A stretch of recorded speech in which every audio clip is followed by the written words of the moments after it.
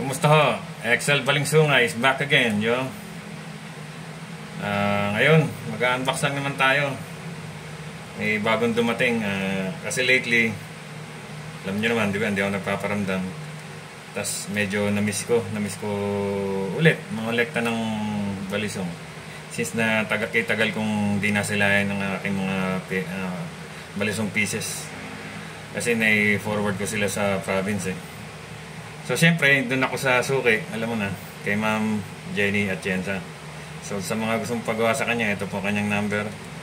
Huwag po kayong magatupiling i-message siya, okay? Ayan po.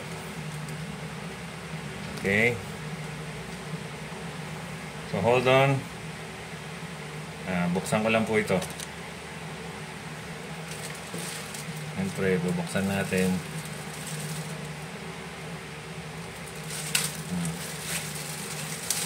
Bukas, ganyan.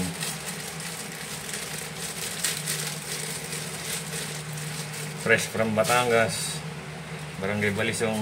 Ito na po ang unit na ating in-order. Hold on. Ito na lang kasing lagi kong tangan-tangan eh. Pag ako'y lumalabas, kahit dito sa bahay, yan lang lagi. Wala nang ibang knife na nasa akin, okay? So itong gagamitin ko ngayon pambukas. Nawala na rin siya ng talim kasi nagamit ko na rin siya ng ilang beses sa mga demo base sa mga vlogs na naipost ko, diba? Yung paper test, diba? So hold on lang. Basta ko lang po ito. I have to be careful kasi I don't usually do this opening packages, you know. So anyhow, ito na siya. Maraming salamat ulit. Shoutout to Balisong Online Shop. Pag may-ari currently ni Ma'am Jenny Atienza. So yun, medyo matatagalan pa po buksan ito, kaya hold on. Medyo may kahirapan siya buksan. Pero ito na, malapit na. I-reveal na rin natin finally kung ano ito. Anyway, I'm a tad bit excited, no, while opening this kasi looking forward for a you will see later. Pero I'm not expecting for the best, you know, because I was told na this comes with a standard manufacturing, no, or production. Anyway, are you ready, guys? Ito na po yun.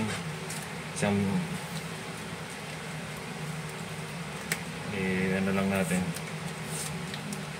tanggalin lang po natin yung tape. So ito na po siya. Sorry if I'm stuttering kasi ngayon na lang po uli ako nag-showcase ng mga knives na nabibili ko. Anyway, ito na po yun. Talagang protektado Ma'am Jenny, ha. Kala ko huli na yun. So anyway, I guess ito na talaga yun, yung last na to, no? So, all the way from Batangas, Taal, Barangay Balisong, from Jenny Atienza Store. Ito na po yung aking pinakamimiti na all stainless steel 20 cm na Rambo blade with beer opener. Since na ako'y drinker, ang ganda naman pala. Okay na rin kahit pa paano. A little backstory, no? Gaya na sabi ko doon sa mga early vlogs ko, una akong na-introduce sa balisong nung binubuli ako sa college.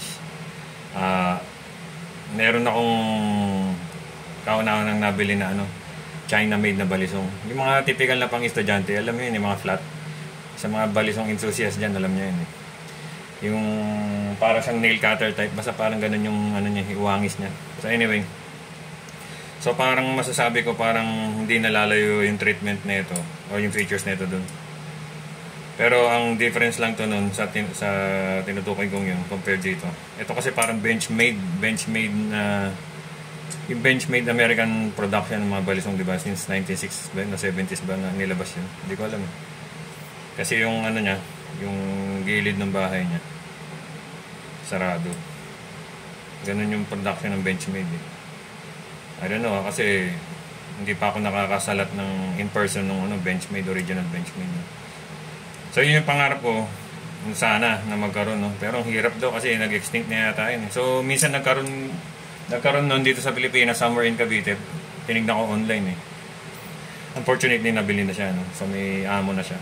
So kaya yun. Pero buti na lang yung mga kababayan natin, mga Batanggenyo, naisipan nilang gumawa ng all stainless blade na gano'n or balisong na gano'n. Na halos nahawig dun sa medyo maganit pa, anong mahirap pa siya i-flip. Na nakahawig dun sa Benchmade na sinasabi ko. May model something pa nga sila dun.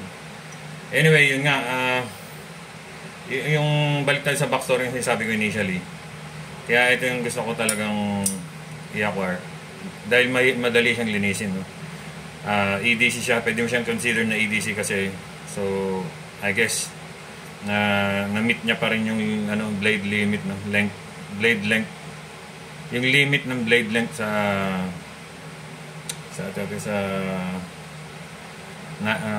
knives laws, no, dito sa Pilipinas. Shoutouts to dun sa ano, sa Blade Hunter na vlogger. Nanonood kasi ako ng mga blade laws nila eh. Kasi mahalaga sa akin yun. Dahil nga, if you are to acquire a, you know, a balisong na gusto mong dalhin sa labas, you have to make sure na at least ano siya, at least 3 inches lang yung talim niya, no? So hindi na mag-exceed yun. So 3 inches below, yun yung welcoming sa labas, no? Out of your place, if you ought to bring out with you a blade, no? if you ought to carry with you an EDC knife. So yun nga, madaling linisin, stainless steel, no?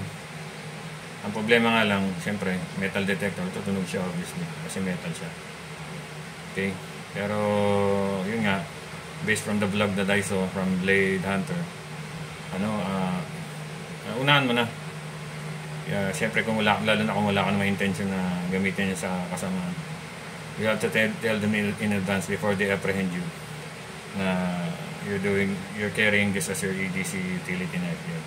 So I'm very happy to have this. Maybe after this video I'll try to break in using this piece, you know, para kahit paano malaro siya. Ang downfall nga lang sa mga stainless, lalo na kung binili mo nga siya for hiwa-hiwa, is pag nilaro mo siya, mauupod agad yung ano niya, yung sharpened edge niya. Again, kaya ako nagustuhan to dahil syempre may bottle opener na rin tayo. Kahit papaano, may decent enough of thickness na rin tong yung gulugod niya, di ba?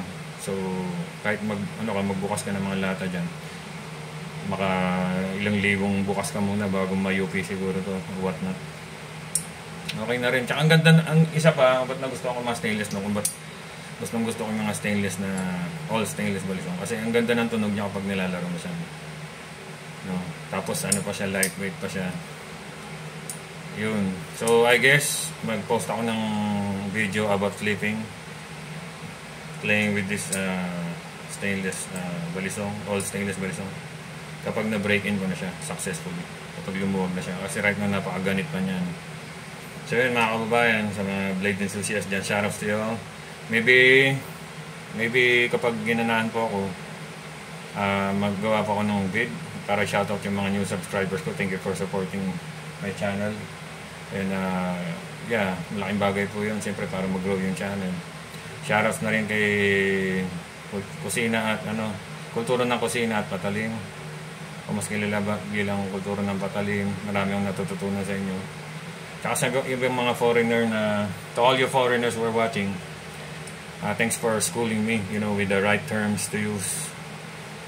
You know, and anyhow, I'm kinda having a mental block right now because kababalik ko lang, I just came back from vlogging. And I mean, I just came back from doing personal stuff, you know. So once again, thank you guys. So yeah, look up for new vids, okay? especially regarding this one, okay? But for now, I'll have to say peace out and much love to all you. Maraming salamat po, okay? Exalt Balingsung, out for now. Peace.